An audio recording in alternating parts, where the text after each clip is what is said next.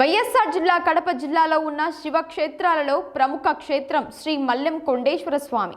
మహాశివరాత్రి సందర్భంగా KTV special story. YSR జిల్లా గోపవరం మండలం బ్రాహ్మణపల్లి కడప నెల్లూరు జిల్లాల సరిహద్దు అటవీ ప్రాంతంలో మహాశివుడు మల్లెం కొండేశ్వర స్వామిగా ఈ ప్రాంతంలో వెలిసినట్టు భక్తుల నమ్మకం.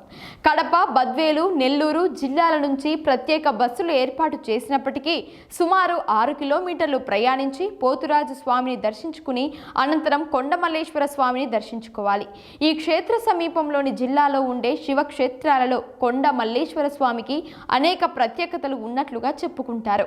శ్రీరామచంద్రుడు రావణుడిని సంహరించి యుద్ధం అనంతరం సీతాదేవితో సహా ఇక్కడికి చేరుకుని పూజలు చేసినట్లుగా ప్రతీతి. దట్టమైన అటవీ ప్రాంతం, చెట్టు, పుట్ట, గుట్ట శివనామస్మరణ చేస్తున్నట్లుగా అణువణువు ఆ మహాశివుని దివ్య స్వరూపంగానే దర్శనమిస్తాయని, ఎన్నో రకాల పక్షులు, జంతువులు ఉన్నప్పటికీ పులులు సంచారము ఉండదు, కాకుల జాడే కనిపించదు. కారణం ఇవి రెండు ఆ మహాశివుని ఆగ్రహానికి గురైనవని చెబుతారు.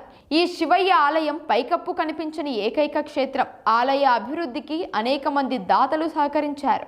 వారిలో దివంగత వెంకట సుబ్బయ్య గుప్తా సహకారంతో 1954 కాలిబాట ఏర్పాటు చేయగా ఆ ప్రాంత సుపరిచితులు, ప్రముఖ నాయకులు రాచపూడి నాగభూషణం విద్యాసంస్థల దివంగత రాచపూడి నాగభూషణం ఆలయ ద్వారానికి ప్రత్యేకమైన ఆర్చి, పోతురాజు గుడి నిర్మాణం, చిన్నబావి, పెద్దబావి, జారుడు బండ, అన్నదానము వంటి ఎన్నో కార్యక్రమాలను వారు సహకారంతో ఏర్పాటు చేసినట్లుగా భక్తులు కొనియాడుతుంటారు. మహాశివరాత్రి సందర్భంగా జరగబో ఉత్సవాలకు మల్లెం కొండ ప్రాంతంలో ప్రముఖ class 1 contractor V B Prasad Reddy, దేవాదాయ శాఖ పాల్గొన్నారు. దేవాన డాములో ఉన్నాడు. ఆయనకు మల్లిగొండ స్వామి వచ్చి కథాపంలో చెప్పిండు. ఏమని, నేను పలానా చోట ఉన్నా, నా గుడి కట్టిండే చెప్తే వాళ్ళు వచ్చి గుడి కట్టించి మూతయ్యే సమయంలో కట్టి సాయంత్రం ఇంటికి పోతే మళ్ళీ పొద్దున్న వచ్చి పడిపోతాను. ఏందే పడిపోతుందని వచ్చి మళ్ళీ చూస్తే అట్లే చేస్తానండి. ఏందా అని వీళ్ళు వచ్చి కట్టిపోయే టైంలో మళ్ళా అట్లే పడిపోతాను. కనిపెట్టుకోండి ఊరా ఏంది ఇది అని కనిపెట్టుకొని ఆయన పట్టుకొని కట్టేస్తే నేను మల్లిగొండ స్వామిని నేను ఎండకి ఎండాలా, వానకు తడసాలా, ఏ చెట్టు అనేది ఎక్కండే కానీ లేకుండా చేసే శాపం. ఒక పులి అనేది ఉండకూడదు, ఉన్నా వెళ్ళిపోతుంది. ఆయన ఒక శాపం. పసుగుండం, మామూలు గుండం, 3 గుండాలు ఉన్నాయి. భోజనాలు, డాక్టర్లు, మందులు అన్నీ ఏమైనా బాగా అంటే వాళ్ళు కూడా వచ్చి చేస్తారు. పసుగుండం, మామూలు గుండం, 3 గుండాలు ఉన్నాయి. భోజనాలు,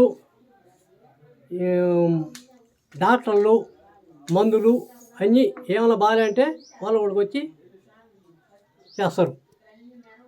శ్రీ మల్లెం కొండేశ్వర దేవస్థానం ఓబులం గ్రామం, సూర్యాపల్లె గ్రామంలో వెలిసి ఉన్నది. మహా పుణ్యక్షేత్రమైన దేవస్థానం. అక్కడికి శివరాత్రికి కొన్ని వేల సంఖ్యలో ప్రజలు వచ్చి అనేక విధాలుగా వారి మొక్కుబడులు చెల్లించుకొని దర్శనం చేసుకొని వెళ్తారు. ముఖ్యంగా సంతాన భాగ్యం, ఆరోగ్య సమస్యలు ఉండే వాళ్ళకి అక్కడికి వెళ్ళంగానే సంతానం కలగడం, ఆరోగ్య సమస్యలు తీరడం, ఎటువంటి ఇబ్బందులు ఉన్నా కూడా మల్లెం కొండేశ్వర స్వామి కృపా కటాక్షలతో వారి కుటుంబాలు వారి ఇబ్బందులన్నీ తొలగి సుఖశాంతులతో ఉంటారనేది అందరికీ తెలిసిన విషయమే.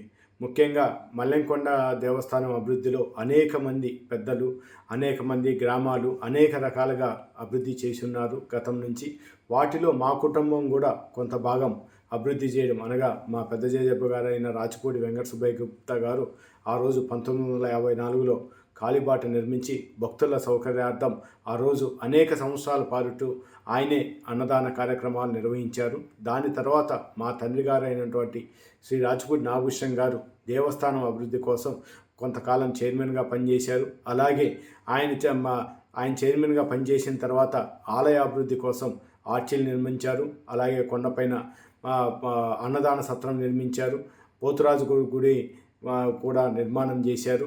తర్వాత ఆయన తదనంతరం మేము కూడా ఆయన్ను ఆదర్శంగా తీసుకొని భగవంతు మల్లెం కొండేశ్వర స్వామి కృపా కటాక్షాలతో కాలిబాట పోయిన దగ్గరంతా మా పెద్దలైతే ఏదైతే చేశారో, ఎక్కడైతే ఇబ్బందులు వస్తున్నాయో కాలిబాటనంతా తిరిగి మరమ్మతులు చేయించి, అదేవిధంగా పైప్ రైలింగ్లు, ఇతర గుడికి సంబంధించిన అనేక కార్యక్రమాల్లో వారి గుడి నిర్వహిస్తున్న అధికారులు అయితేనేమి, చైర్మన్లు అయితేనేమి, వారికి అనేక రకాలుగా సహాయ సహకారాలు అందిస్తూ వారికి అవసరమైనది మా శక్తి మేర మేము కూడా వారికి సహకరిస్తున్నాం. కాబట్టి ఈ శివరాత్రికి ప్రజలందరూ మల్లెంకొండ స్వామిని దర్శించుకొని వారి కృపా కటాక్షాలకు పాత్రలు కావాల్సిందిగా మనస్ఫూర్తిగా కోరుకుంటున్నాం.